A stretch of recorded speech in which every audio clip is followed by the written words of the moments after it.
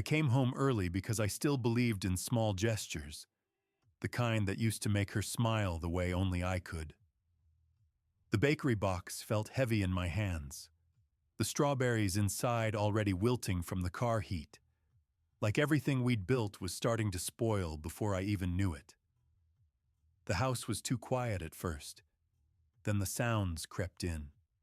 Soft, intimate breaths that weren't meant for me anymore. Her voice, the same voice that used to whisper, "I love you," against my neck. Now murmuring his name with a tenderness I hadn't heard in years. I pushed the bedroom door open with the tip of my finger, as if moving too fast might make it less real. There she was, legs wrapped around her best friend's stepfather, her face buried in his neck, eyes closed in a surrender I thought she'd saved only for me. He held her like she was fragile, like she belonged to him now, silver hair catching the bedside lamp, the same hands that once patted my back at family dinners now cradling what used to be mine.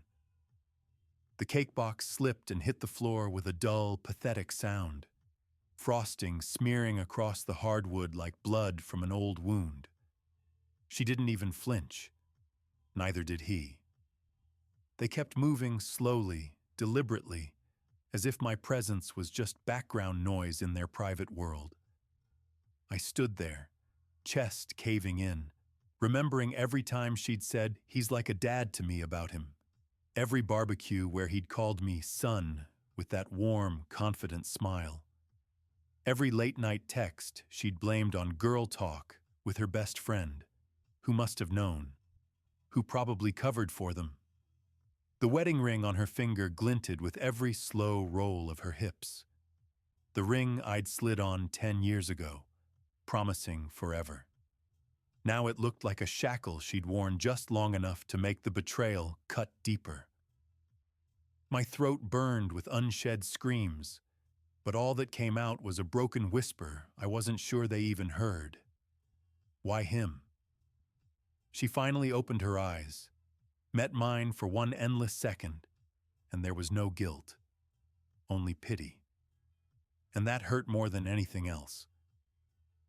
I don't remember how long I stood there after that. Time flattened, stretched thin, like my body had decided this moment was too heavy to move through at a normal pace. Eventually, she shifted, just slightly. Enough to remind me she was real. Enough to tell me this wasn't some cruel misunderstanding I could laugh about later. I backed away before either of them spoke. I don't know why I expected words to matter anymore. The hallway felt unfamiliar, like I'd stepped into a stranger's house wearing my own memories. Our wedding photo stared back at me from the wall, her smile bright, mine steady, his face just visible in the background at the reception, laughing with her parents. I had always liked that he showed up, always admired how involved he was in her friend's life. I mistook proximity for character. I mistook familiarity for safety. Outside, the evening air hit me hard, sharp and cool. I sat in the car with the engine off, hands locked around the steering wheel like it was the only thing keeping me upright. 10 years. That number kept circling my mind. 10 years of routines, inside jokes, quiet understandings. 10 years of believing that when things grew distant, it was just life pressing in, not something rotting underneath. My phone buzzed. I didn't look. I already knew what it would say. Or maybe I didn't. But I knew whatever it was would be too late to land cleanly. I drove without direction, past streets I'd walked with her, past his house, the one with the wide porch and the grill he loved to show off. I remembered standing there last summer, beer sweating in my hand, listening to him talk about loyalty like it was a principle he lived by. "Trust is everything," he'd said. I'd nodded, because I believed that kind of man couldn't say something like that unless it was true. Night settled in quietly. I pulled into an empty parking lot, and finally let myself breathe the way someone does when they realize something has ended, but the world hasn't stopped to acknowledge it. I didn't cry. Not yet. What I felt was heavier than that.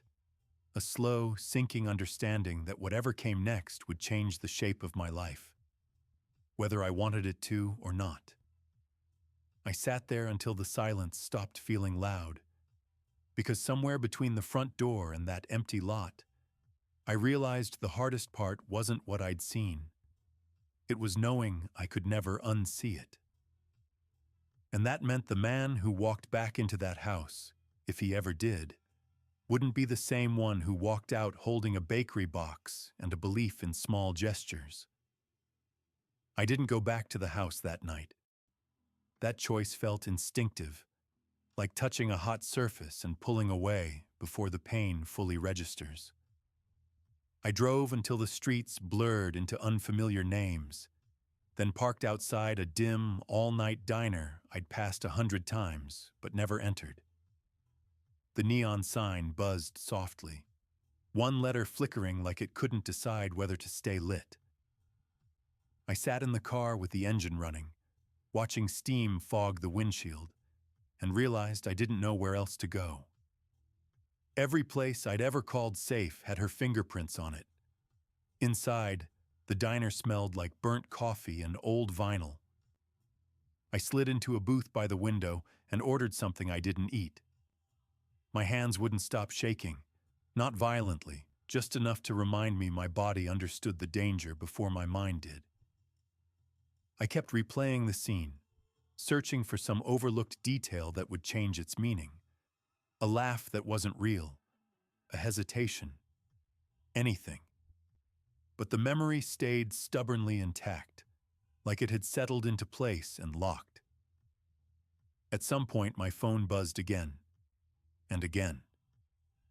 I turned it face down on the table, but the vibrations traveled through the cheap laminate anyway. I didn't need to read the messages to know the shape of them. Shock first, then fear, then explanations carefully worded to soften the edges. She'd always been good with words. She knew how to make things sound temporary, accidental, manageable. I wondered how long she'd been practicing. When the waitress came to refill my coffee, she asked if I was okay. I nodded because that's what you do with strangers. You lie cleanly so you don't have to explain the mess. She left a small plate of toast in front of me anyway, like kindness could be slipped in unnoticed. I stared at it until the coffee went cold. Around 2 a.m, I finally looked at my phone. There were 14 missed calls, 36 messages. The last one wasn't from her. It was from her best friend, the same woman whose house we'd celebrated birthdays in, whose secrets we'd protected like they were our own. "Please don't hate her," it read. "It just happened." I laughed then.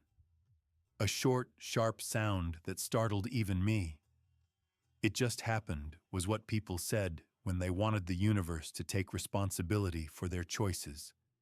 Like this was weather. Like it had blown in unexpectedly and left wreckage behind. I typed a response. Deleted it. Typed another. Deleted that too. What I wanted to say wouldn't land anywhere useful. What I wanted was an answer that could rewind time, and no one was offering that. I paid the bill and drove again, this time toward my brother's place on the other side of town. He didn't ask questions when he opened the door. He just stepped aside and let me in, handed me a blanket like he'd been expecting this call for years. We sat in silence on opposite ends of the couch, the TV murmuring to itself, neither of us really watching. Sleep came in fragments. Every time I closed my eyes, I saw her face, not in the bedroom, but in moments that felt cruelly ordinary. Laughing at a joke I'd told, falling asleep with her head on my chest, reaching for my hand without looking. I woke up before dawn with my jaw clenched so hard it hurt. By mid-morning, she was at my brother's door. I hadn't told her where I was. That fact landed heavier than her presence. She stood there, eyes red, hair pulled back too tightly, wearing the sweater I liked because it made her look like herself instead of someone performing a role. For a second, my body reacted the way it always had, a reflexive pull toward familiarity. Then the memory cut in, sharp and uninvited, and the feeling died where it stood. "Please," she said. Not hello, not my name. Just please, like that word could do the work of honesty. We went inside.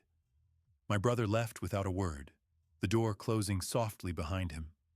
The quiet felt staged, like a room prepared for a conversation that was always coming. She talked, for a long time, about confusion, about loneliness, about how I'd been distant without meaning to be, how she hadn't planned it, how she never thought I'd find out like that. She said my name the way she used to when she wanted comfort, and I hated myself for noticing. When she finally stopped, she looked at me like she was waiting for absolution. "How long?" I asked. She hesitated, just for a fraction of a second, but I saw it. "Long enough," I said, answering for her. Her shoulders collapsed then, the performance slipping. She nodded once. That nod did more damage than any detail could have. I asked about the lies, the texts, the dinners I'd missed because she was busy, the way her best friend had smiled at me while knowing. She didn't deny any of it. She just cried, like tears could stand in for accountability. "And him?" I asked quietly. She looked away. That was enough. By the time she left, something had shifted, not resolved, but clarified. I understood then that this wasn't about forgiveness yet, or decisions, or endings. It was about the cost of knowing the truth and realizing how many people had helped hide it from me. When the door closed, I sat alone and felt the weight of what came next settle in.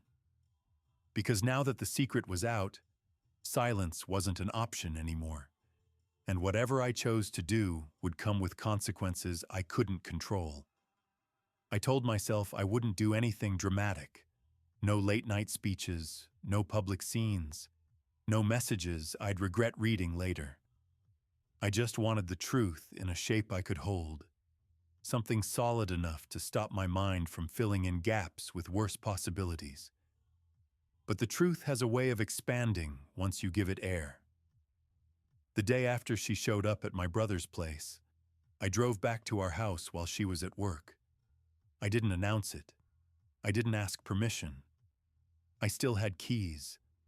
I still had a life there on paper, even if the paper was starting to feel like a lie. The house smelled the same. Clean laundry, the citrus candle she insisted made everything feel fresh. It almost worked. For a few seconds, standing in the entryway, I felt a familiar urge to pretend, to slot myself back into my role and let the world keep its shape. Then I saw the bakery box in the trash, or what was left of it. The cardboard was folded down, as if someone had carefully cleaned up the evidence of my tenderness. The sight of that small domestic detail made my stomach turn. Not because it was important, because it wasn't. Because they'd stepped over my kindness like it was clutter. I walked through the rooms slowly, not searching in a frantic way, but in the quiet, stunned way you look around after a storm. In the bedroom, the sheets had been washed. Freshly made bed, corners tucked with the precision she used when she wanted control. The lamp on the nightstand was back in its exact spot. The room looked staged, like she'd tried to rewrite reality with detergent and symmetry. I didn't touch anything. I just stood there and listened to how quiet the house could be when the person you trusted had been using it as a hiding place. Downstairs, on the counter, her phone charger sat coiled neatly beside a stack of mail. I didn't pick it up. I didn't check her devices. I'd seen enough without becoming someone I didn't recognize.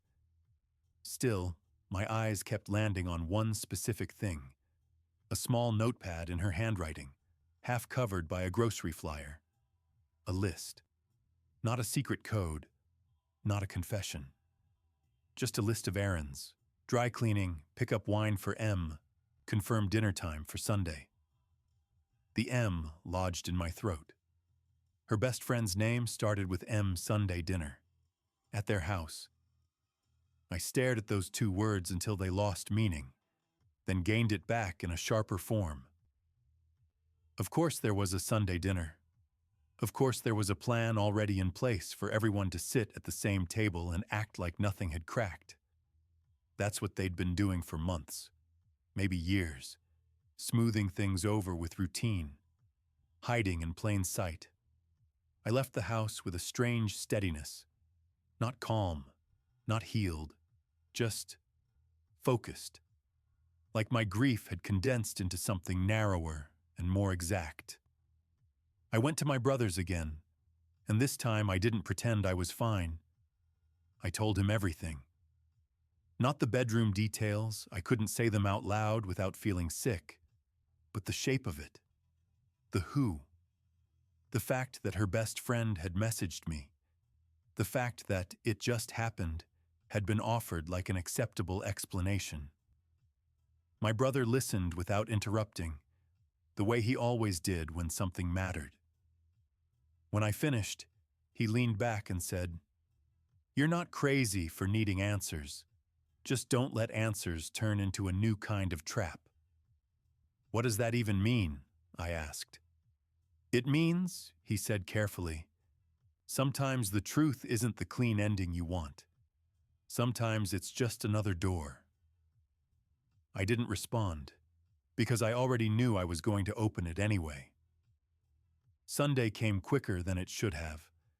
My wife texted me twice, once to ask where I was staying, once to ask if we could talk again.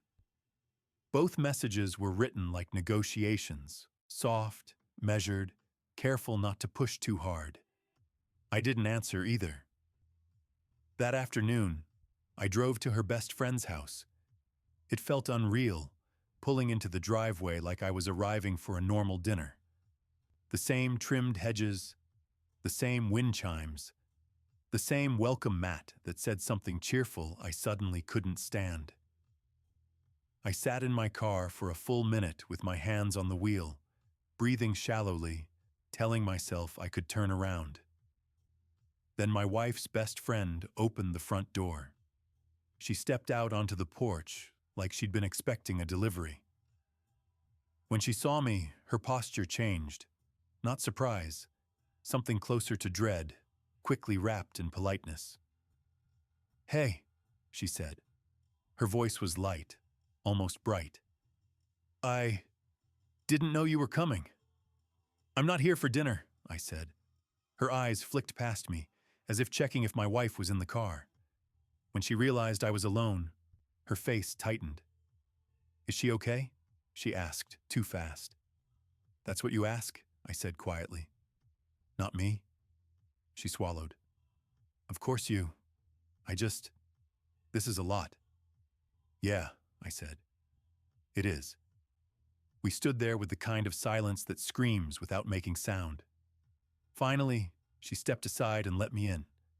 The house smelled like roasted vegetables and expensive candles. Familiar. Warm. A place I'd once felt comfortable setting my shoes by the door. Now it felt like stepping into a theater after you've learned the play is rigged. In the living room, her best friend sat across from me, twisting a ring on her finger. It wasn't a wedding ring, just something she fidgeted with when she was nervous.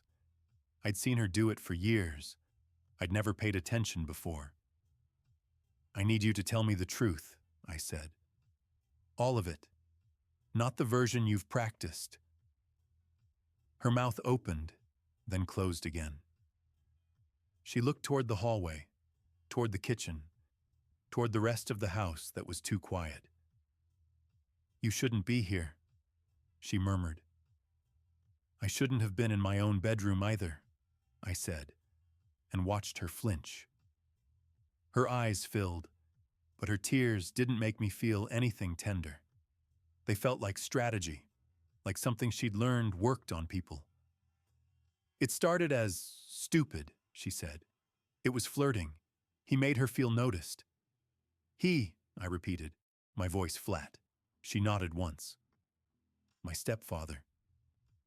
The word hit differently coming from her. Stepfather, not family friend, not like a dad. Stepfather, the man tied to her life by a marriage she didn't choose, a man she'd known since she was young enough to call him a parent. "You knew," I said. It wasn't a question. She squeezed her eyes shut. "I didn't want it to happen." "But it did," I said. "And you covered for it." Her shoulders shook, and she finally spoke the sentence that rearranged everything. "I introduced them." I stared at her, certain I'd misheard. My mind tried to correct it into something softer, a misunderstanding, a slip of language. "What?" I whispered. She looked up at me, and the guilt on her face was real this time. Raw, ugly, unmanageable. "I introduced them," she repeated. "I thought it would be harmless. I thought it would distract her. She was miserable and I didn't know what to do. He was around more because my mom works late, and he said things about how she deserved more attention, how you didn't see her. And she shook her head. I thought he was just being supportive." My throat tightened so hard it felt like swallowing glass. "So you handed my wife to him like a solution." "It wasn't like that," she said quickly. "I didn't think—" "You didn't think," I cut in, softer than I expected. "That's the problem. None of you did." She kept talking, words tumbling out now that the dam had broken. About nights she'd covered with girls' dinners, about how my wife would come over and talk and then disappear down the hall, about how she'd told herself it wasn't her responsibility because they were adults, because it wasn't her marriage, because it was easier to be complicit than to be the one who ruined everything by saying the quiet part out loud. And then she said the last thing, the thing that landed like a hand on my chest. "He's done this before," she whispered. "Not with her. But he likes women who need something. He calls it helping. He makes them feel safe. And then Her voice broke. I didn't realize until it was already happening. And by then she was attached. I sat there listening to the word attached hang in the air. Not lust. Not a mistake. Attached. The kind of emotional bond that grows when someone keeps choosing you in secret. I thought of the pity in my wife's eyes when she looked at me. Not guilt. Pity. As if I was the one who didn't understand the world I was living in. My hands were cold. My heart felt strangely quiet, like it had gone numb to protect itself. "I need to know one thing," I said, standing. My legs felt unsteady, but my voice didn't. "Does your mom know?" Her best friend's face went blank, and that was answer enough. I walked to the front door, and she followed me, pleading now, telling me she was sorry, telling me she never meant for it to go this far. I didn't turn around, because as I stepped onto the porch, I saw a car pulling into the driveway, slow, deliberate, and behind the wheel, unmistakable even from a distance, was him. The car rolled to a stop at the curb like it had all the time in the world. I stood there on the porch, my hand still on the doorframe, feeling the moment stretch thin and tight at the same time. Her best friend froze behind me. I didn't turn around, but I felt her panic like static against my back. He stepped out slowly. Older than me by at least 20 years, but still solid. The kind of man who took care of himself just enough to seem dependable. He wore the same calm expression I'd seen 100 times before, at cookouts, holidays, graduation parties. The expression of someone who believed he belonged wherever he was standing. "Hey," he said, like we'd just run into each other at the hardware store. I didn't answer. He glanced past me toward the open door, then back again. A flicker of calculation passed through his eyes before it smoothed out. He smiled, just slightly. "This isn't a great time," he added. "No," I said. "It's not." For a moment, none of us moved. The wind stirred the wind chimes above us, their soft clinking suddenly unbearable. I realized I was waiting for him to look ashamed, or nervous, or anything that would tell me this wasn't as intentional as it felt. He didn't. Instead, he clasped his hands together, relaxed, patient, like someone used to being listened to. "I think we should talk," he said. "Man to man." That phrase landed wrong immediately. Man to man implied some shared ground, some mutual respect. I felt something rise in my chest. Not anger exactly, but a clarity so sharp it almost hurt. "There's nothing you can say," I replied, "that makes this smaller." His smile faded, but only just. "You're upset," he said carefully. "I understand that. But this isn't as simple as you think." I let out a breath I hadn't realized I was holding. "You don't get to tell me how simple this is." Behind me, her best friend made a small sound, like she wanted to disappear into the floorboards. He glanced at her then, and for the first time, I saw something unguarded cross his face. Not concern, not affection. Ownership. That was the moment it clicked. "You do this," I said quietly. He turned back to me. "Do what?" "You make people feel chosen," I said, "when they're already doubting themselves. You step in when they're vulnerable and call it support." His jaw tightened.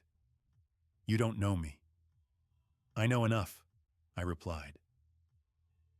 "I know you knew exactly what you were doing, and you didn't care who got hurt as long as you didn't." He exhaled slowly, like I was exhausting him. "Your wife is an adult," he said. "She made her own decisions." "I'm not arguing that," I said. "I'm telling you that you exploited them."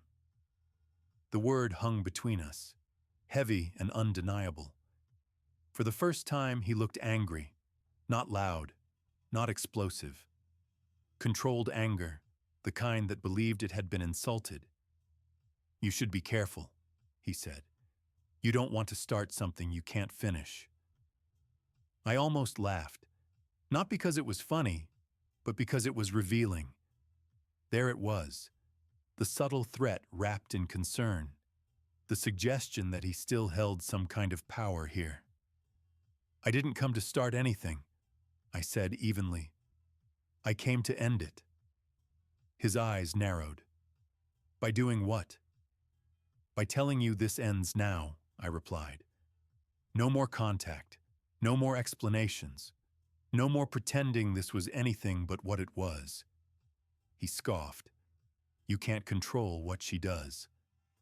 "I know," I said, "but I can control what I tolerate, and you're done being part of my life." For a long moment, he just stared at me.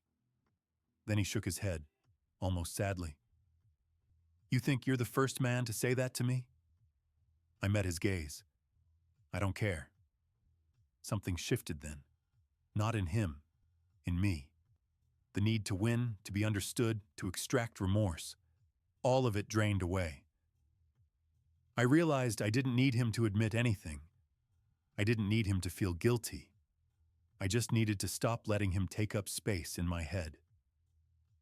"I'm telling my wife the truth," I continued. All of it. And I'm stepping away. Whatever happens after that is on her, not me. At the sound of my wife, his expression faltered. Just a crack. Enough to tell me he hadn't expected that outcome. You're walking away? He asked. Yes.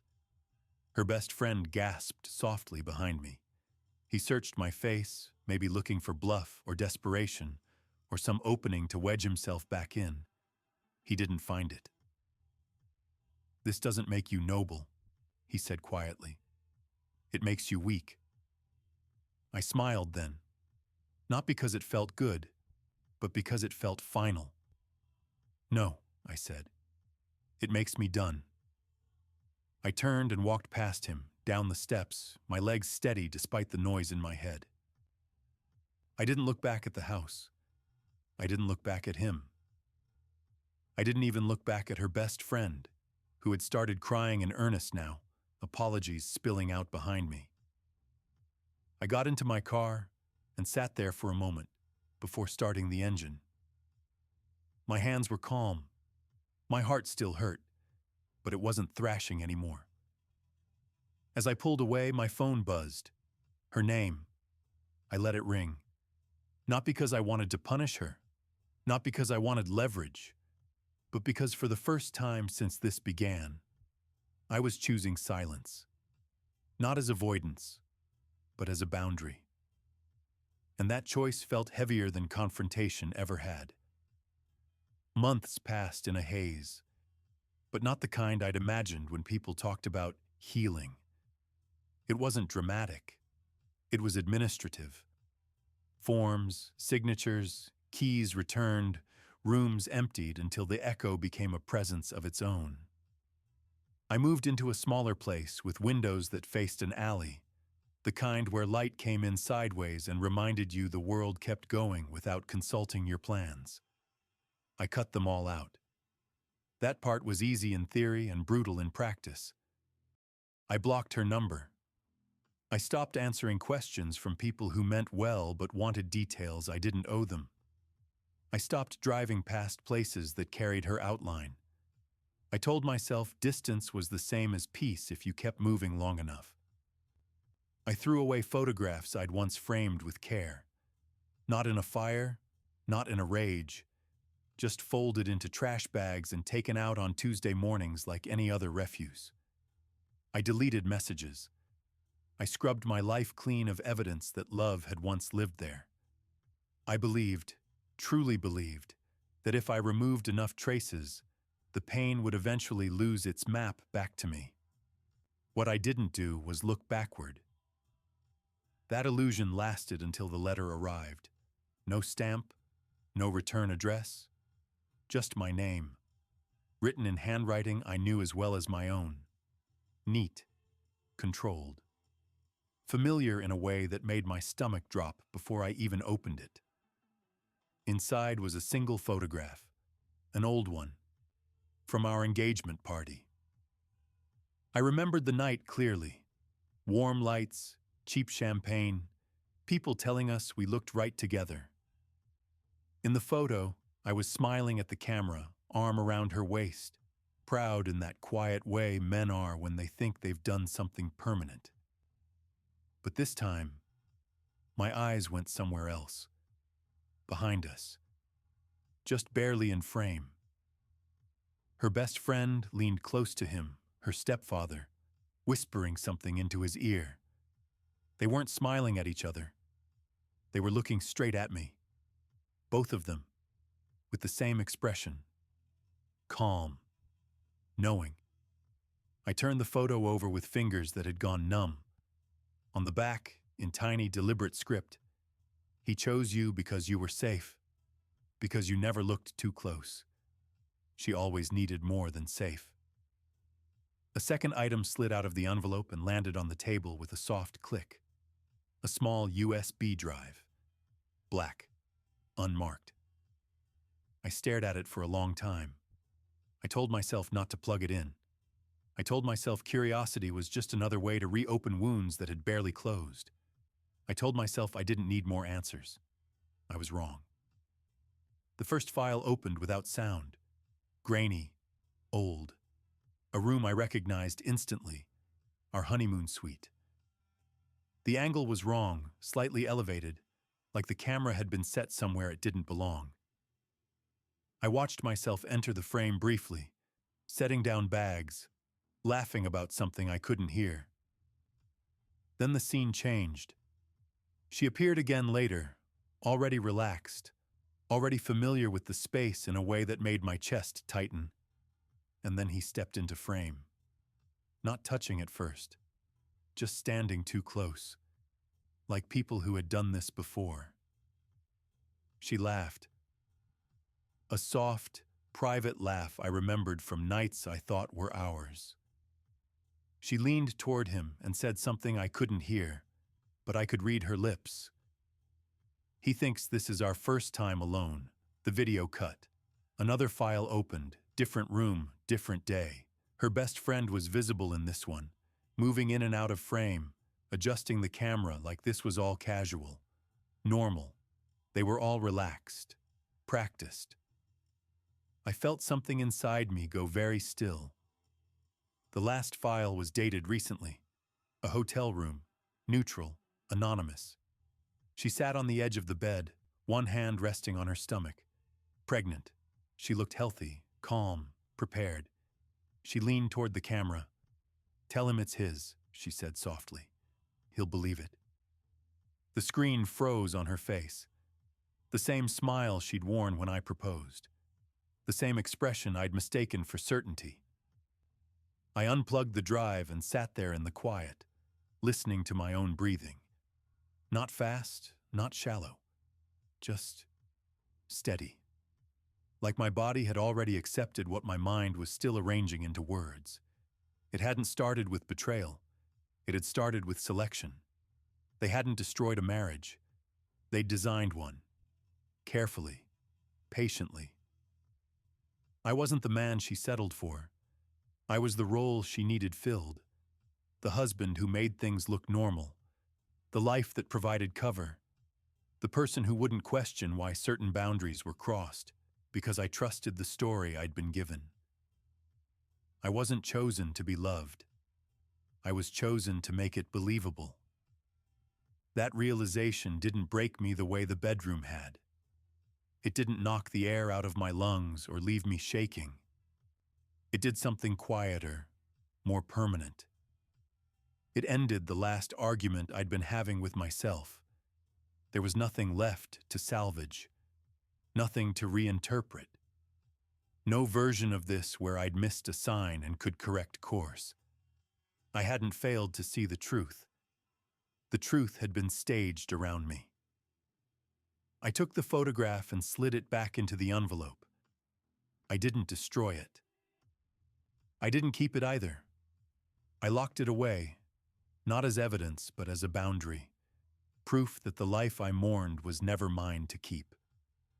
The next morning, I went to work. I answered emails, I bought groceries, I lived. Not because I'd forgiven them, not because I'd found closure, but because the most unexpected thing had happened overnight. I was free. Free from wondering if I could have done something differently. Free from trying to repair a story that had been written without my consent. Free from carrying a future that was never meant to be shared. They had planned my role carefully. They just hadn't planned for the moment I stepped off the stage,